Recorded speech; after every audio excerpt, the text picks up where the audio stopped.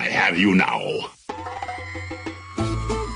They want to mess with my droid. They're going to pay for it. This is the way. You may fire when ready. Blow that piece of junk out of the sky! The way you're fighting, you wouldn't have lasted long. Hello there. Kenobi! The ability to speak does not make you intelligent. It is E.T. in space. That's kind of an oxymoron, isn't it? That seems like what we're going to be getting with Skeleton Crew, but in the best way possible. I mean this in the best way possible, because when I say E.T. in space, I don't mean his species sitting in the Senate in The Phantom Menace. What I mean is a feel, a vibe, if you will. Because for years, we've heard from Lucasfilm, and I checked, it's been years since they've been saying this. They've been telling us that this is going to be an Amblin-like series, that Skeleton Crew, and it aims to provide a Goonies, Stand By Me, Stranger Things atmosphere to the Star Wars universe. And so, if the trailer is anything to go off of, mission accomplished, 100%. This past weekend at D23, a trailer was shown and then immediately posted on YouTube for Skeleton Crew, and this trailer honestly knocked my socks off. It was really, really good. It is in line with what we've been saying on this podcast, is that a lighthearted family adventure is what's coming. It's going to be a little bit of a palate cleanser after the darkness of the Acolyte, and the show just looks like a lot of fun.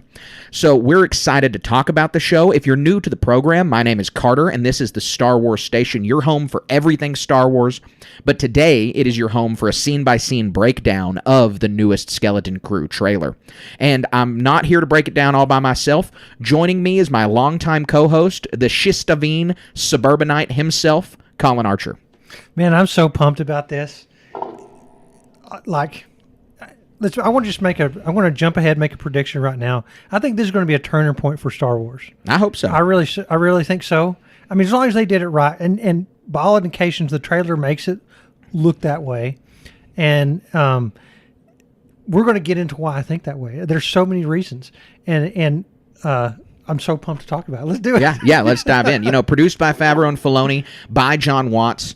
It's going to be in that same kind of vein as The Mandalorian, as The Book of Boba Fett. Like, it's, in its own little mini corner of the Star Wars universe. Same time period as those shows as well. And so, there's some experienced hands guiding this. And so that's really exciting.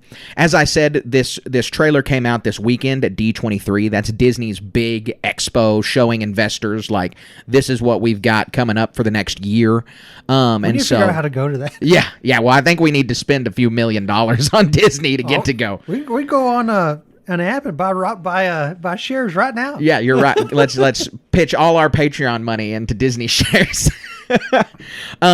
So also at D23, they showed a couple things we're not able to talk about. These were leaked online. Neither of us saw them. They were taken down because they were leaked and they weren't supposed to be online. The Mandalorian and Grogu had a trailer screening, and Andor Season 2 had a trailer screening. Now, one of those two things I am way more interested in seeing the trailer for. I feel like The Mandalorian and Grogu is going to be a great movie. I'm super excited about it. I know what to expect. Andor Season 2, I want to see that trailer so badly. Inject that in my veins, man. Yes, exactly. But other than that, Skeleton Crew was shown. And as I said in the intro, they came at us with a trailer on YouTube, same time they showed it at D23. And we have the date. December 3rd is when this show is going to come out. That date is going to be here before we know it. Yeah. Where we live, school just started back. And this stuff just hits you one right. We're fixing to play all these video games. It's going to be Thanksgiving before we know it, Halloween, all this other stuff, and we're going to get to watch this show right after all that. Blink and it's going to be here, and I'm excited about it. I mean, this trailer, so before we dive into the trailer itself, I got to say that I've been slowly building up my own personal hype of Skeleton Crew. I've been like, this is going to be good. Like, I'm excited. I'm really looking forward positively to this. But it's not been something that was on my radar as, this is going to be, like, great Star Wars. This is just going to be good. This is going to be fun. It's going to be a good show to watch. Yeah, it's just another thing to watch. And, okay, we've added this to the collection. And, they kept saying things like Amblin vibe. That worried me a little bit just because I was like, I don't understand really what that means for Star Wars. Like, those movies fill a very specific niche, and I don't know how well they are going to enter the Star Wars universe. And this trailer just dashed away all my doubts. Yes. It totally dashed away all my doubts. And at long last, we have to mention one more time for people who haven't listened or know anything about Skeleton Crew, it was delayed a year. Yes, yes. Because of the Actors and Writers Guild strikes. And a lot has happened in a year. We had, this was supposed to come out, I guess, before Acolyte, or maybe was Acolyte supposed to come out? No, it was come out this? before Acolyte. It should have been a couple months before Acolyte. So this, I really do think that shifted the landscape in a major way of how this show is going to be perceived.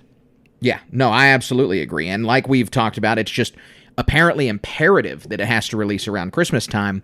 And now seeing the trailer, I still don't understand exactly the Christmas time part. I think summertime may have been good too, because kids are, out and free to do whatever they would, stay up late and watch a TV show. But it's a family show. It's oriented towards families. You're going to want to talk about this. They have a plan for that third episode that comes out the week before Christmas that you're going to be talking about it. So I want to dive into that Amblin thing. I grew up watching The Goonies. And it's still one of those feel-good movies I'll put on because it's just so awesome. And have you seen it? Oh, yeah. Yeah.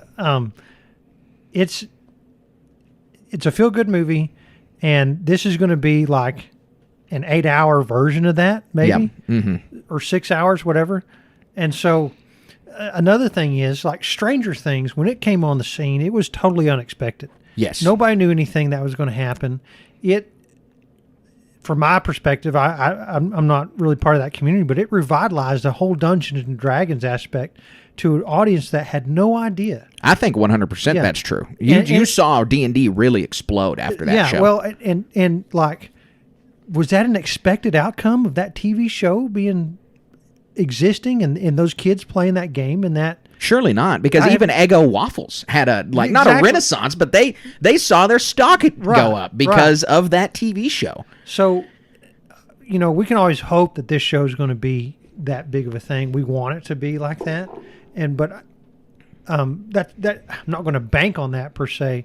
But I'm kind of want the kids who are more of that sci-fi minded stuff to be like, oh man, I want to go home and check out Skeleton Crew. That's my hope. Because the kids still have their own water cooler. My daughter can't even comprehend when Stranger Things was real popular. It's kind of not now until they come out their next season. But when it was, it has its own little cycle back when she was 6, 7, or 8 or something like that. She can't comprehend what's going on in that show. Right. But she wanted to watch every bit of it. Yeah. And so some of that's going to happen in this show, I bet, too. I hope so. And there's a lot of just beats in the trailer that make me think that's going to be the case. So let's dive into the trailer. It opens with a kid in like a super plain looking real world bed. I mean, it's like those look like sheets you had when you were a kid. And over his head, there's like a mobile of different Star Wars ships kind of floating around his head. The kid's name is Wim. We don't get that from the trailer. That's just from secondary media. So we then get a shot of a futuristic looking school bus. And that's kind of the first thing you're going to notice about this trailer is it's Star Wars, but there's a lot of real world elements to this they're in entire a dang trailer. neighborhood. Exactly. There's they look like residential homes. It is a neighborhood. This is in suburbia. Like this, just like all of those other movies, all the Amblin movies start out with the kids in their monotonous, regular life in a suburban America. This is the suburban part of the galaxy. This is as mid-rim as you can get. And it's a little bit jarring seeing really that. Is. Because we don't, we have to expect, obviously the galaxy has a middle class. The movies and the TV shows up until this point have only either focused on the richest of the rich or the poorest of the poor in the Star Wars galaxy. And so these places exist. It's going to take a little bit of getting used to. Yeah, I really can't wait to see it. It's very jarring, like you said. What got me was just like the regular houses look like they're dressed up. You could go to any neighborhood and start and pretend you're having an adventure that these kids are fixing to have. Yeah, absolutely. I probably literally did stuff like this when I was their age. Yeah, absolutely, absolutely. And so we see Wim in the school bus. He's looking out the back window, just looking wistfully off into the distance. This is the kid's whole shtick. Super Star Wars, very normal. He wants something more. He's got this monotonous life, and he is, looking out into the future, trying to find adventure. Syndrome. Exactly. And then sitting beside him is his friend Neil, the Ortolan kid. The kid's looking forward, but he's going to show up a few more times in the trailer.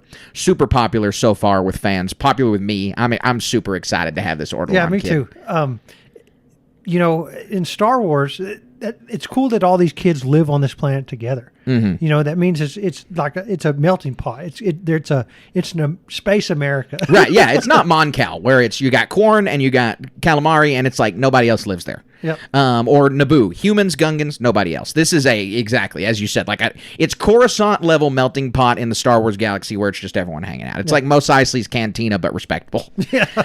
And so the next shot of the trailer is in a classroom. It's this giant classroom. This shot looks really Star Wars. Similar vibe to the Imperial cubicles we saw in Andor. This is a crazy sterile environment. Yep. And this is lending to the kids' sense of adventure. I mean, if you're sitting in this safe, all-white classroom, free from hardship, free from danger, you're going to crave excitement and adventure like kids in suburbia and in the real world do. And that's why what we've already been talking about is I think around the kids' cafeteria lunch table, their water cooler, this show is going to connect with them because they're going to see themselves in this role more than they could see themselves in any other Star Wars character. Yeah, that's exactly right. I can't wait to get my daughter's reaction. We're going to have to see what she says. Yeah, absolutely. So we get a quick shot of a little girl character also looking kind of wistfully off. She's like a little more melancholic. Her name is Fern. And then their teacher says this line, which this teacher is awful. She's terrible for just saying this. She goes, "Tomorrow, this test will determine your entire future." That is way too much pressure to put on a kid. Talk about awful bedside manner. So I want to characterize this wrong, but this is from my perspective. This is a fun science fiction trope. And, you know, especially in the Star Wars universe, this would exist somewhere. But in general, in the science fiction trope is that societies organize themselves in such a way that you take a test, and whatever your test results are, you're assigned that job.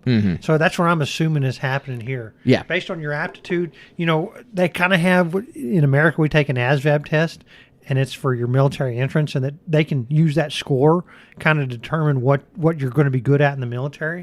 But this is to that in an extreme level. I got a buddy who took that test, and now he's in the night shift morgue in the Army. So I don't think he scored very good on the ASVAB. Oh, no.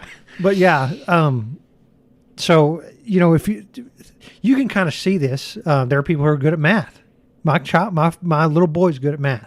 My little daughter's good at dancing and stuff. I mean, it's overtly obvious.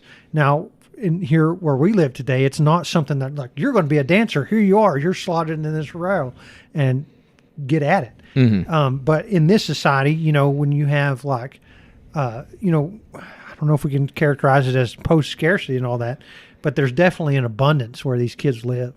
And so there's roles that these kids have to play. It's going to be interesting to see how this kind of pressure exists on these kids. Right. Yeah, absolutely. Well, it's like a perverted sense of utopianism. Like, oh, you know, if everyone is slotted into what they're best at, that's really good. But just because you're best at it doesn't mean you want to do it. And so that's obviously like a philosophical question about it. But the threat is like, if you do bad at this, well, then you're a ditch digger. Right. You're a garbage man. And I'm a garbage man, literally. That's my your real job. Livelihood. Yeah. And so I'm not besmirching garbage men. These guys work really hard. I love my garbage men. I really do. But the society doesn't think that way. Yeah. Right. I acknowledge that. And so you don't want to do bad on a test and end up in a job that you don't want. You don't face. It is mentally jarring to be in a job where your aptitude doesn't focus. Well, and in being in a society where this is considered the utopian ideal, you as a kid, you might already kind of have a big inclination of what you're going to do. It's not like back in the Middle Ages where, well, my dad made horseshoes, so I'm going to make horseshoes. But it is like, well, I'm really good at math, so they're going to put me in this math job. Like, there's no way out of it. And so this kid is just longing for something different. Yeah. And you can see, we have an outside perspective of the Star Wars galaxy. It is very adventurous. There's a lot going on, and it's a limitless possibilities. For this kid, he doesn't even have that kind of perspective, really, other than his little shadow box that he's looking at. I mean, we're going to find out later. They know it's possible, but totally improbable for these kids. Right. And it's the same. It's a kid's perspective on possibility. Like, Yeah. they don't understand the consequences and implications of the thing that they're after. And so... That's what the whole show's about, I think. yeah, exactly. So we get a shot of two girl characters, the one who was looking wistfully earlier, and then one with the Geordie LaForge style visor. And then they're riding their little motorbike with the sidecar, and the girl with the visor's name is KB. Then the main boy, Wim, asks, don't you ever want to do anything? And he's speaking to Neil, the Ortolan, and he says, like what? And that also kind of exemplifies, like, you can't really, like, these kids are hard to imagine something outside of their little utopian planet society. Yeah. I would bet, so this takes place during the New Republic. I'd be willing to bet this was one of those planets that was nearly untouched by the Empire. Like, it was just the Empire came in, did like bureaucratic work, you know, they governed, but this planet didn't have any precious resources or a population to exploit, and so they were neither really elevated by the Empire or really down. They're by like the a Empire. trade route bonus planet. Yeah, exactly. Like a Coruscant Light or something like that. Yeah, exactly. There's just nothing. They weren't adversely affected by the Empire nearly as much as citizens on Tatooine or the Wookiees on Kashyyyk or anything like that. It'd be cool if it were like a High Republic planet that we don't hear much about. I can't think of any off the top of my head, but there's a lot of High Republic planets that are trade route this, and there's one they have a festival at. It'd be cool if it were that. On Valo, yeah. It'd be cool if it was something like that. We'll find out, I'm sure. Yeah, we'll get the name. We'll get the name for sure. So the Ortolan character says, like what? And I think this kid, my prediction is this is going to be the same as the toothless kid from Stranger Things. Like, just the way the kid behaves already, I'm like, that's that kid. Yeah, yeah, they're all going to have their roles, you know. Yeah. I mean, the one with the visor, she's going to be the techie, right? Yep. And because that little speeder looks built out of a shed or something like that. Yeah. And they're obviously getting into a lot of trouble. So someone's pushing buttons they shouldn't. Right. And you're going to have the one kid that's super apprehensive about everything. Oh, we shouldn't be doing this. Yeah. They'll all fill a normal archetypical slot in this kind of adventure. So the Ortolan kid's wearing some kind of school uniform with a symbol on it. That's going to be the people who assign your job. That's going to be the extension of your education system, and that's just the government. That's just like their little logo. We get a quick shot of Suburbia again, this time with an Ithorian walking his little dog creature, and it's just, they're like really hammering, this is Suburbia. And a little bit, I don't know, maybe just a little bit too much. Like, I don't want that to scare some Star Wars fans away, because again, it is jarring. Like, it is... Emphasizing the suburban aspect so much in the trailer is going to get a lot of bomb throwers out there to be like, this isn't Star Wars, this doesn't look like Star Wars at all, looks like my street. And it's like, that's the point, and that's going to go past their heads. Yeah, but exactly right. And we have plenty of those stories. There's still opportunity to tell these stories of, like, not these lofty heroes doing lofty hero things. Exactly. So we then see Wim lying in bed, and he's looking at this little shadow box of a Jedi fighter Rancor. I say a Jedi fighter Rancor because it looks a lot like Luke Skywalker holding a green lightsaber. Probably this is like a dramatized version of his story. Somebody heard it and is now selling products that is like, be like Luke Skywalker, Jedi legend. But as we know, Luke did not have his lightsaber when fighting the Rancor, so Wim is a fake fan. That's hilarious. Well, I bet there's... What's some silly name for George Lucas we can come up with that probably also exists in the Star Wars universe to sell that? He's got all the merchandise right. He's yogurt from Spaceballs. There you go. He got all the merchandise rights. You know, when the Jedi Temple, when the New Republic came in, he bought up all those merchandise rights, and so he can sell all the X-wing action figures and the this and that. Yeah, absolutely. A lot of money on licensing deals. Yogurt. Exactly. So we then get some quick shots of the kids, and we see Visor Girl without her visor for a second. So it's not really like the same as Geordie LaForge. Like, that helps him see, right? Like, that's how he sees. He's blind. As a human, he's blind. Yeah, okay. And he has artificial implants that's how he perceives visually. It's astounding to me that Star Trek doesn't just replace your eyes by that point. Like, they've got replicators. You can make something out of nothing. The technology did advance, but not. It was like showed a technological progression in Star Trek. Interesting. That was a vehicle for that. Gotcha.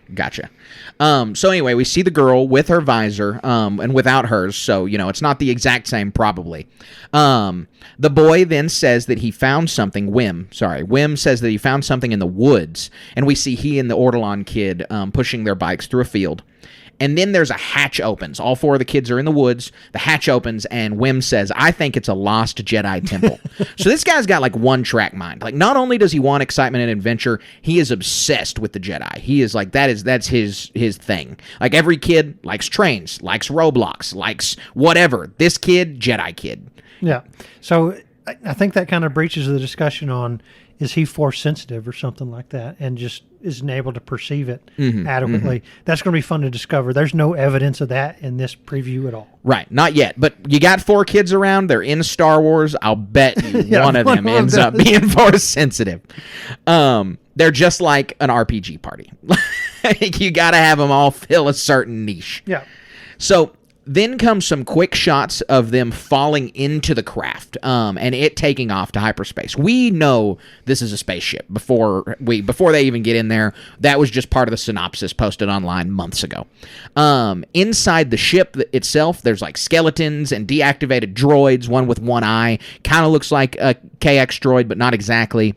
And this is all really big Goonies vibes. Like all of the skeletons and everything else in there, all the dust, like big Goonies vibes. Except this one gets them into huge trouble. It transports them to a space station, I guess, doesn't it? Yeah, exactly. Because we get a lot of quick successive shots right after this. Because the kids then proclaim they're lost. They're like, we're really lost. And this is a preview of all the adventure that's going to be happening in this show. So all the suburbia stuff, Star Wars shows have almost always premiered 2 episodes at the beginning. And I bet completely end of the first episode's that spaceship taking off. Second episode is one of the adventure episodes. Yeah. And so we see a bunch of quick shots. We're going to talk about all the ones that we can. So their ship comes out of hyperspace into an asteroid hangar. It's a really cool shot. Outside the hangar, there's a bunch of ships, and they're all painted with black and white stripes, just like Gorian Shard ships from The Mandalorian Season 3. And we know one of his henchmen is going to be a character in this. Vane Vane, is, that's who it is. Supposed to be one of the big villains. We then see some kind of like forge crawler thing that is about to consume their spaceship. They're on like a mining junk planet. Their ship is crashed out there, and this just beast of a machine is about to eat it up. And so the mining guild or something maybe akin to that unnamed android type monster in the on Mandalore. Right. Yeah, That'll exactly. be fun. Yeah, it's gonna be good. We get a shot of a strange bird, kid with a visor looking at it, KB looking at the strange bird. We get some Jawas hanging out in a cantina watching her do that. We then see some smaller alien that looks like he's squaring up, ready to fight. We get an owl-looking alien. He's wearing like a cloak. This dude, I'm very excited to figure out about him. Can't wait to see like anything else. About that. Great-looking design, and he's wearing like real regal clothes. I'm really, really curious what this guy's about. We then have the droid with one eye from the ship. He's activated, and he's talking to the kids, and he tells them to trust no one. And then we have another dog-like alien shooting blasters just at the camera. There's smoke behind him. His face is completely obscured. It's Basil. No. Basil's back. Basil's back, baby. No, we don't know who this is, but he's going to be some kind of antagonist. Probably just a pirate supporting character. Yeah. Then we see like a giant spider creature with a beak. Jon Favreau and Dave love throwing spiders into Star Wars. You think of anything scarier for a kid that small? My kids flip out about spiders. Yeah, it's crazy. Yeah, and that one's like massive. This is like the biggest spider we've seen in Star Wars. Like a Lord of the Rings. What's that character? Aragog? No. Aragog. That's it, right? That's Harry Potter. No. Oh, is it Harry Potter? Yeah. We're gonna be excoriated. Yeah, I don't know. Now I feel like I really got to figure out that spider's name. Aragog is Harry Potter. We should know the. Shelob. Shelob. Yeah. Shelob. Right. So yeah, don't excoriate us, Lord of the Rings fans. Yeah, there's always big spiders, but this is like also like an animal spider. Both those are sentient creature spiders, like they speak and talk. This one is like raw animal, beak screeching at you. Yeah. It's really creepy. That's scarier. It's like it looks like a sarlacc pit that grew legs. Yeah. Like, that's what it looks like. We then get a shot of Wim shooting the guns on the ship, and then we have KB running out onto a platform with X-Wings over her head. And so that was just a lot of fast shots to tell us there's a lot of adventure on the way. But we can't, none of these pieces fit together yet. We don't have any idea what these mean yet. The trailer closes with the kids in a cell, and a key floats from a hook towards them, past them, towards Jude Law's character, who is in the cell with them, as Wim exclaims that Jude Law is a Jedi. And that's it. That's all we get. Jude Law does not seem like a Jedi in this. Like, he's using the Force. That's not the only indicator He's of like a Jedi. he strikes me as like in hiding, like Obi-Wan Kenobi. But he's Maybe. wearing the robes. Yeah, he's wearing so robes. It's kind of strange. He's in this cell, but it's New Republic era. And it's not like he says, I am a Jedi. It's just Wim who says, you're a Jedi, after Wim has already said, this is an abandoned Jedi temple. Wrong. Yeah, he's ambitious, blindingly ambitious. Yes. With his desires. Yes, exactly. He wants to meet Luke Skywalker big time. That's this kid's hero is Luke, for sure. Yeah. So that's the trailer. It's really a teaser trailer. It's really fast. It's just a lot of information. It gets the vibe across immaculately, though. Like, it perfectly encapsulates what all of these interviews have been saying, what everybody on the press junket's been saying about this is Amblin like, this is Amblin like. Yeah, 100%. It totally is. So, again, I can't wait for some of this. What was besides being lost, and I guess that could be described as that, you can break it down for me. You know, in the Goonies, there was dire peril. Their house was about to be foreclosed on, and so they were on this seemingly forlorn adventure to go find a pirate's treasure. Right. You know, something everybody wants to go do. You know, X marks the spot or this or that, and these kids actually did it. In Stranger Things, it's what is it? The Upside Down. Is threatening reality, I guess. And so what's the dire peril in this? Just being lost? Yeah, I think the Star Wars universe? Because Star Wars universe is a big and dangerous place, and they're all just children who have no idea how to get back. I don't know what the pirate threat is. I think maybe the ship has something to do with it. So the ship itself, we learn from the Lego set that it's called the Onyx something. So this could be like some sort of Exegol. What's his name from the Rise of the Ochi of Bestoon? Some sort of Exegol adjacent, Ochi of Bestoon adjacent type thing. That's Perhaps. What that sounds like to me. Yeah, so the ship's called the Onyx Cinder. When the actor who's playing the droid with one eye has done some interviews, he said that the droid is the first mate on a mysterious ship. So I think there's something of value on the Onyx Cinder that they were associated with Vane and Gorian Shard's pirate crew, and now the kids don't know how valuable what they have is. Maybe Jude Law's character does. Yeah. And so now they're lost. They probably don't know how to find their home planet because they've never left it before. Yeah. And they are in pursuit by pirates probably because of the value of their ship. When they go and tell an authority, we're from XYZ, the authority's going to be like, dude, it costs tens of thousands of barrels of coaxium to get you back home. You're stuck here. Well, also, Sorry for you. The only representation of authority at all in the entire trailer is 2 X-Wings flying over. Yeah. Like, they're in the middle of the Outer Rim. It's not like this is shortly after the New Republic's risen to power. There's not to say that there's even any authority. And they're a bureaucratic mess. Yeah, so exactly. It's not like a group of kids is going to merit any attention whatsoever. Yeah, there's trillions of people in this galaxy, maybe quadrillions of people in this galaxy. Right. Like, who's to care about 4 random suburban kids? Yeah. And so I think that's just a bunch of compounding factors. I think we sussed out something super interesting here that made me a little bit more exciting about that, like you said, about that ship and what its purpose supposedly is. I'm excited. Yeah. Oh, it's going to be fun. I'm ready for this adventure. Like I said, this trailer really, I mean, it did what a trailer is supposed to do. Make you excited for the show. In a show that I was like, can't wait for new Star Wars, but I'm always excited for new Star Wars. And now I'm uniquely excited for Skeleton Crew because of the trailer. Excited. That's a good way to put it. Yeah. Yeah. You know, I think I texted you after I hadn't seen it. I'd been on a trip, and we just had a brief text conversation. I characterize it, man, this looks badass. You know, totally not knowing anything about what this thing was about, you know, except for very, very small tidbits, right? And now it's so has such potential with it being like a space Stranger Things or a space Goonies, that it looks to me like it's going to have it's not going to be a rip off of these things. You know, these kids' lives are in peril because they're totally changed.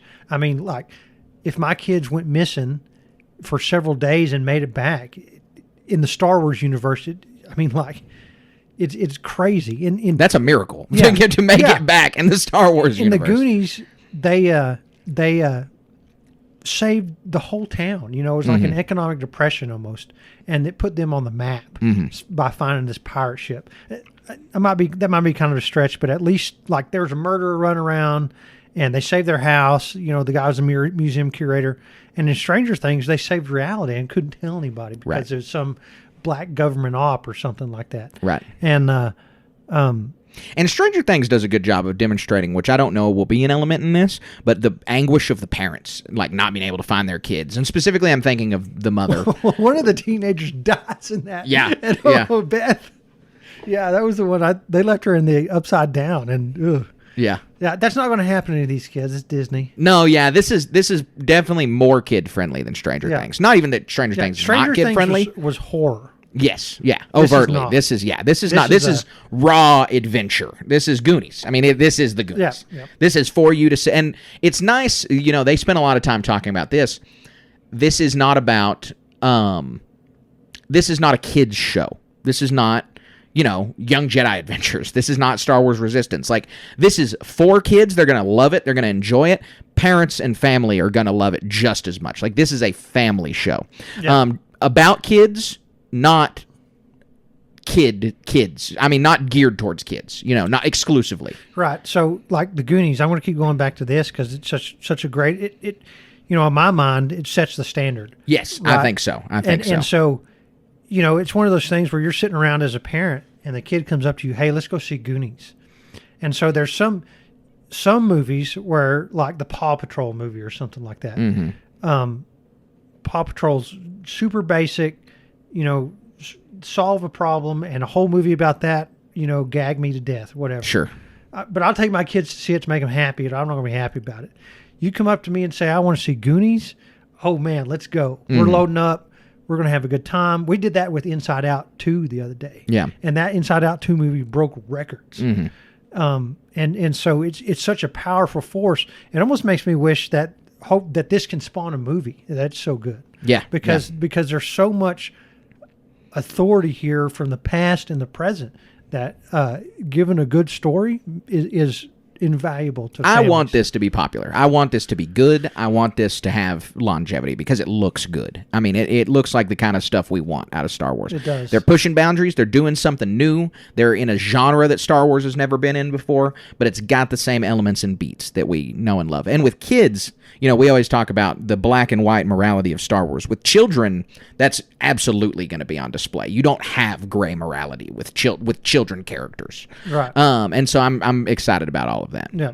Now that potential is very, very good there. Yeah, no, again, trailer accomplished its goal, 100%. So we're excited. We're going to keep monitoring Skeleton Crew. We're going to keep you guys updated as more news comes out, as there's no doubt going to be all kinds of products and tie-ins, because this is going to be geared towards kids. So they're going to have all the Lego sets you can think of. They're going to want kids to watch this. I mean, that's how we learned the name of the ship, the Onyx Cinder, is from the Lego set. And Yeah. so that's always coordinated and planned, that kind of stuff. But there's going to be, this is kind of a prediction that I'm going out. This will be like the largest toy blitz we've seen for a Star Wars show, probably, or for a Star Wars anything, probably since The Rise of Skywalker. Well, The Rise of Skywalker was no toy blitz, since The Last Jedi. Yeah. This will probably be the most, and that's also why they want to release it around Christmas, is because they want to have kids you go out interested in the and toys. buy the toys. Yeah.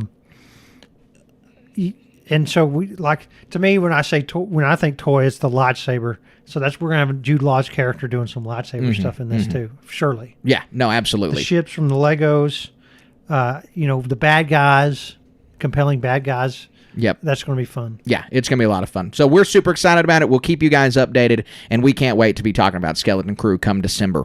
But now we've got more show left for you, so we're going to head on over to the How the Force Works segment. That's not how the Force works. All right, Colin. So we've got our Patreon-powered segment here, the How the Force Works question, where our patrons head on over to patreon.com/Star Wars Station, and they ask us a question here live on the show, and that is for any Patreon subscriber. Starting at the $1 tier, you can ask many questions as you want. We answer them all the time, all over the show. So this one comes from Patreon listener John, and he asks, what is your next major Star Wars purchase going to be? Why don't you go first on this one? Okay, so my next major Star Wars purchase is, I've been thinking about this after I read the question. It's like, I've got a few Star Wars things that I always have on my radar. Like, I always want a new lightsaber, or I always want a new this. But the Millennium Falcon Lego set, the new one, the Dark Falcon Lego set they're doing for the Rebuild the Galaxy, I think I'm going to get that purely for Jedi Vader. Like, I think that's what I'm going to get 100%. I'm going to grab that for Jedi Vader. So mine's the same thing. Oh, well, then why'd you make me go first? I didn't want to steal your thunder. Oh, okay. Yeah, that one is almost certainly the next thing I'm going to pick up. That one's such on the precipice. We both want it so bad. Yes. I think I'm getting it for my birthday, actually, so mine kind of doesn't count because I'm not buying it. Sure. But, I mean, it's like almost $200, so that's Right. a major purchase. But yeah, that's the next thing I'm getting to. Yeah, it looks too good. It's going to be too good. I mean, in I'm all gonna piss honesty, my kids off because I'm not opening it. I'm not going to open it either because that Jedi Vader's going to be worth in 20 years like thousands of dollars. Yeah. They're Has not to going to be. make very many of these. No, yeah. They're going to make this set. They'll never make it again. And yeah, it's such a bankable thing. Yeah, You exactly. need to buy 10 of them. Yeah, really. I mean, yeah, it's a shame to say that about Star Wars Legos because most of the time I open them and build them. I like Star Wars Legos. I love playing with the sets. I love making them. Cass, my wife, loves making them. But for this one, it's just like there is a marketability value around this set that has to be taken into consideration. Yeah. I really that's the one that's on the precipice. I can't think of. I'd really like to buy that Cortosis helmet from the Acolyte. Yeah. I think they had one that sold out way fast. Mm-hmm. And I mean, it's not something. It'll be one of those things on the next Disney trip I might pick up if they have that sitting around or something like that. Yeah. Or if I get rowdy around Halloween or something, I might pick it up because I get a Cortosis helmet, I get a black robe. I probably have one already sitting around. Any red lightsaber will do. Right. Have a great day. You're the stranger. Yeah. No, this question is good, though, because there are other things that I'm contemplating getting. Like, so both of the Dr. Aphra Omnibuy have been out for a really long time. For 2 years in a row, my in-laws have gotten me a Star Wars Comics Omnibuy for Christmas, so I'm probably just going to ask for one of those from them and be like, oh, hey, there's this one out now. But also Star Wars is run by Kieran Gillen is out, which the first Star Wars Omnibus by Jason Aaron, it went from like issue 1 to 30-something, and this one rounds out the series. So it's all of the Star Wars comic between A New Hope and Empire Strikes Back. Nice. And I love the way those Omnibuy look. They're big, and they fit on the shelf really well, and they look super cool on the shelf. And so I can't wait to get my hands on all of those. Before the Dr. Aphra ones came out, I had all of them. And so now I've got to get both the Aphra ones and that Star Wars one to get a hold of that. Yeah. And then Outlaws, that has already been purchased, but that was a big purchase because I bought the 3-day early access pass with the, Jabba the Hutt mission. Gonna have to buy the season pass. That's a little bit of a headache. This video game is going to end up costing like $140 because of you got to get the season pass and yada yada. Because who wants to miss out on the Jabba mission, the Lando mission, the Hondo mission? Like, there's no. We have a Star Wars podcast, for those of you who didn't know, and so we have to review these things. You make us buy these nice video games, and I can't wait to play it. I'm excited to do it. I would have probably done it no matter what. So that's another big Star Wars purchase that just happened. Yeah, I haven't bought that yet, so I guess that's my legit next purchase. Yeah. I'm not looking forward to spending that much money on a game that I don't know if I want to play other games too. Well, it's not in this game is not specifically in like your wheelhouse of games that you enjoy playing. That's like the opposite, which honestly also for me, I don't really play single player RPG. I don't really play video games. The only video games I play are Star Wars video games. Yeah. And so like Jedi Survivor came out, I finished it. I've turned my Xbox on like 3 times since then. And then I'll play Outlaws. I'll 100% Outlaws, and then my Xbox probably won't get turned on until the next Star Wars game comes out, which will probably be the next generation of consoles anyways. Yeah. So, anyways, those are all the looming purchases, but we'll be sharing those with you guys. They'll certainly be Star Wars moments of the week when they come in. And so we appreciate you guys, especially the Patreon subscribers who are asking us questions here, and we love answering questions, so please continue to submit them. Again, all you got to do is head on over to patreon.com/Star Wars Station, submit questions there, and we'll start answering them for you. So now we're going to head on over to our HoloNet news segment where we've got 3 news stories to talk about today, so let's dive right into that. You made the HoloNet. All right, Colin, so we've got 3 news stories to talk about today. No surprise that the first one comes out of D23. We've already talked about they screened Andor's trailer. They screened the Mandalorian and Grogu's trailer. But we're going to spend a little more time talking about the Mandalorian and Grogu part because we got a Star Wars movie back in theaters. I mean, it's coming. This movie is in production. Nothing's going to stop this train. I mean, Star Wars movie next year is happening. And so after 7 years of quiet, we're getting another new one. Not exactly the same distance between the Revenge of the Sith and The Force Awakens, but a longer gap than I thought there was going to be. Right. Than I think most people thought there was going to be when Disney bought Star Wars. And I think longer than Disney thought there was going to be. Yeah. But it's exciting. And honestly, we've talked about how maybe it's good to have these time gaps between Star Wars movie chunks where we're releasing a chunk of movies and then there's a little bit of time. And I'm ready for it. I'm super excited for Star Wars to be back in the theaters after 7 years. Yeah, we're going to have a big party when it actually happens. We're going to have a whole gang of people. Oh, yeah. Yeah, massive screening. Maybe some listeners can show up, and we can meet them too. But, man, I'm so looking forward to that. It's going to be, even if it's a bad movie, I don't think it's going to be a bad movie. I don't think so. But I'm saying, we're going to be there. Yes, yeah, we are going to be there. And really, I'm so looking forward to that movie. I think it's going to develop the Mando and Grogu characters. I think that's also going to be a turning point for Star Wars because if there's anywhere for Grogu to actually start talking, it's in a movie format. Mm-hmm. Caring about his dad somehow. So, or some really big peril, that people don't want to miss. I can't wait to actually get some plot details on this thing. Yeah, no, absolutely. It's going to be really, really interesting, and so it's going to be worth talking about. It's going to be a lot of fun. I wish we could have been there to see that trailer. I wish we could have been there to really get to talk about how this is going to affect the universe and how we're certain that all kinds of characters are going to be in this, like obviously the Mandalorian and Grogu, but Bo-Katan and Cobb Vanth and all their supporting cast are going to be in that. It's super exciting. I can't wait for that teaser to finally come out, and it's going to be really good.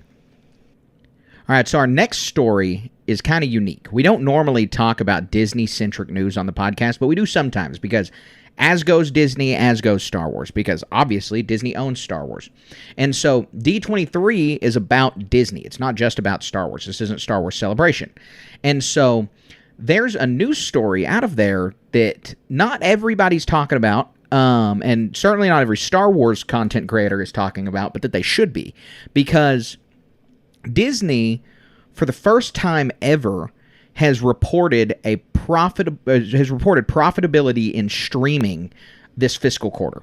And so that is not, that's something they've never done before. We've reported on Disney and their financials for 3 years now. We've reported on Star Wars for 3 years now. And I don't know if we've ever had a good, positive financial story up until now.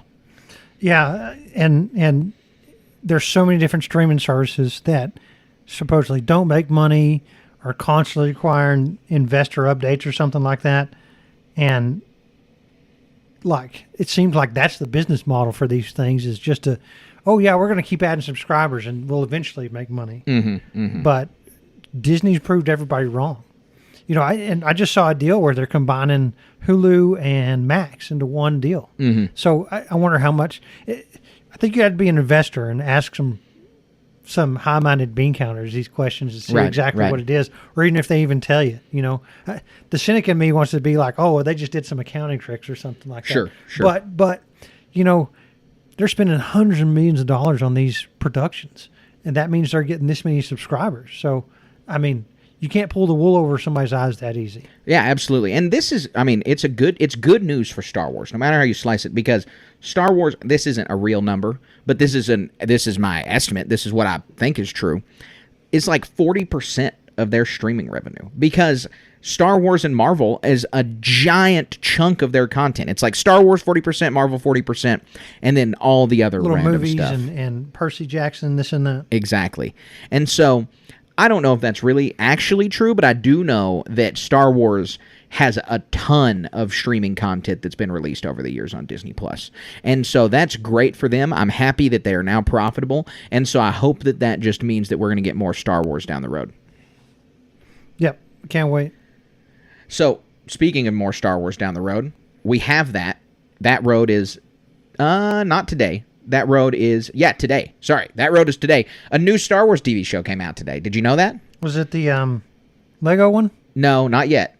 Young Jedi Adventures Season 2 came out today. Oh, I thought that had been out for a while. Oh, I guess we talked about it being in development. Yep. So Season 2 came out today. Everything's released. We don't watch that show. We don't review that show. It is made for toddlers, and so that's a little out of the line. I mean, you've got a kid that you can now start watching it with. Yeah, I don't have a justification. I've watched a few episodes. The episodes are 5 minutes long, as opposed to like Paw Patrol and Bluey or something like that. They're 10, a little bit more than 10 minutes. So it's real hard to even grasp what's going on in these things, because it's like, as far as watching kid shows from an adult perspective, they're just machine gun fast. Mm-hmm. Whatever happens, they have a little problem, they solve it, and it's over in the blink of an eye.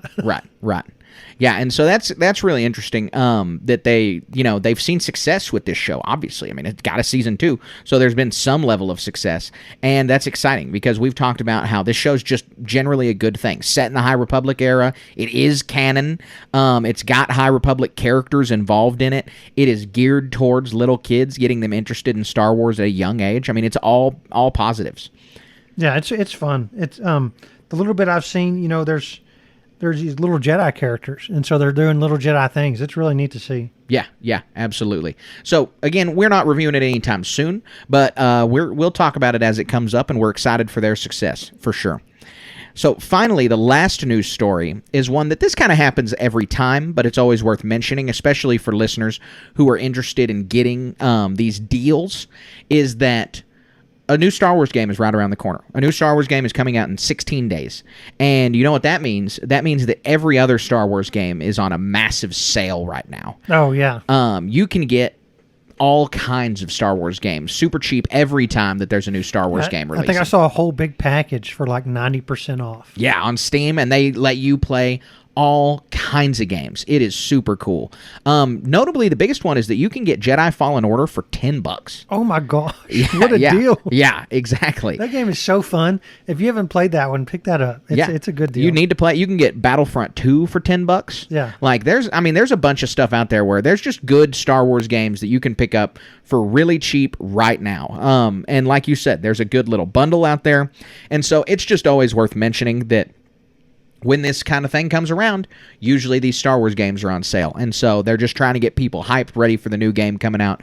And it's a good way to do it. So if you're listening to this and there's a Star Wars game on your list that you haven't played before, go check out. And it's not just on sale on Steam. It's on sale everywhere. I mean, you can go find Star Wars games in the Xbox store, the PlayStation store, Steam, wherever you're looking for games, they're going to be for sale. Right. Yeah, I remember I bought a package one time, all the Starfighter games. Mm-hmm. There's old TIE Fighter games, X-Wing games. They're fun. Yeah, they're definitely fun. So that wraps up the HoloNet news segment. We got one more segment left to go, and so let's head on over to the Star Wars moment of the week. We would be honored if you would join us. All right, Colin, what is your Star Wars moment of the week? So this past week, I traveled to Chicago with my kids for the Ace Hardware convention, and as a treat to them for enduring walking around that whole thing, we went out to the Navy Pier. And we saw there was a lobster fest going on. I got a Connecticut lobster roll. Is really good. Nice. They had the air show going on, so we saw like an F-35 fly overhead, and the Blue Angels do a bunch of passes. It was really cool. But they have a little maze in there, and it's not really a maze literally. It's a windy path, if you will. It has like jump scares and this and that.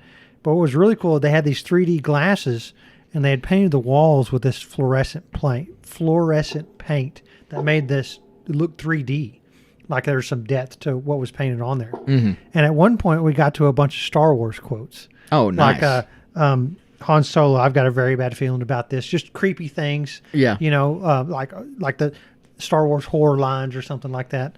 And it was really fun to see. Like, I wasn't expecting that. Yeah, It was. yes, absolutely. And it was real Chicago-centric. You know, they had all the mayors that had been thrown in jail for corruption and this and that.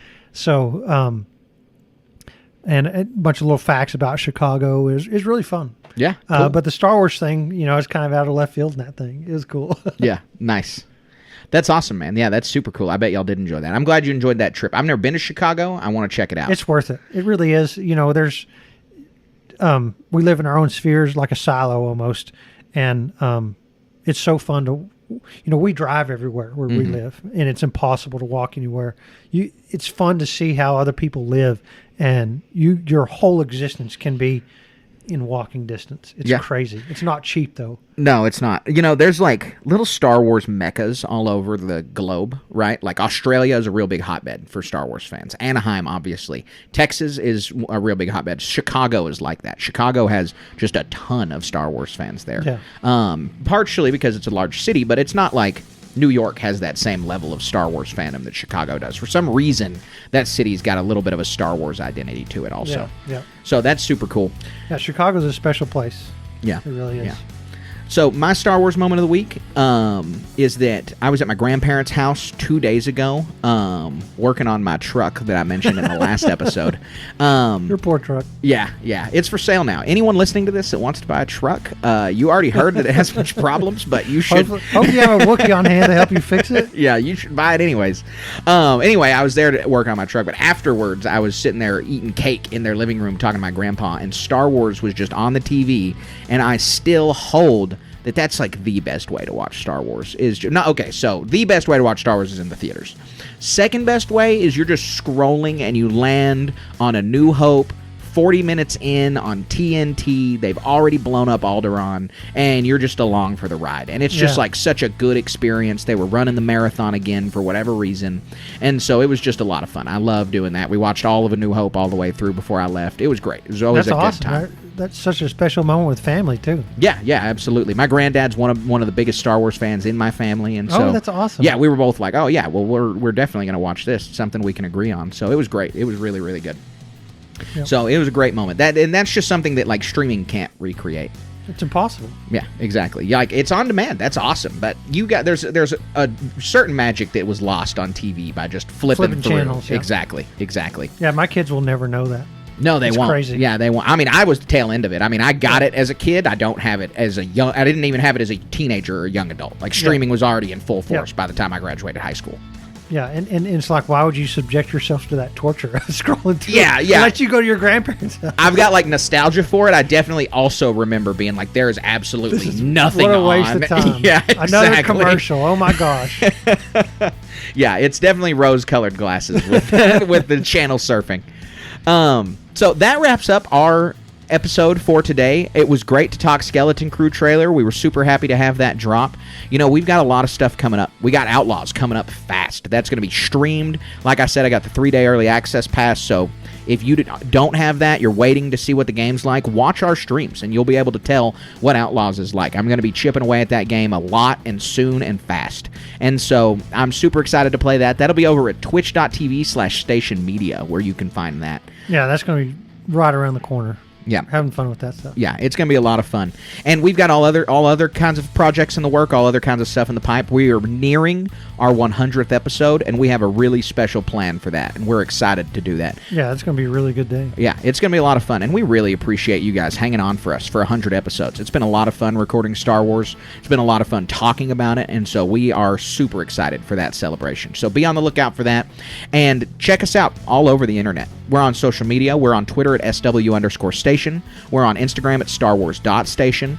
We are on Facebook, Star Wars Station. We got the Facebook group, the Star Wars Station Cantina. We've got a Discord at the link in this bio. Definitely go check that Discord out. You can have all kinds of Star Wars conversations over there. Be checking us out on our website, StarWarsStationPodcast.com. And be checking us out on Patreon. Patreon.com/Star Wars Station. We've got podcasts, an actual play RPG over there, T-shirts, stickers, all kinds of stuff that you definitely need to check out. Am I forgetting anything? No, you nailed everything. We're doing great. Awesome. All right. Well, we appreciate you guys listening. We appreciate you tuning in, and we appreciate you staying wizard.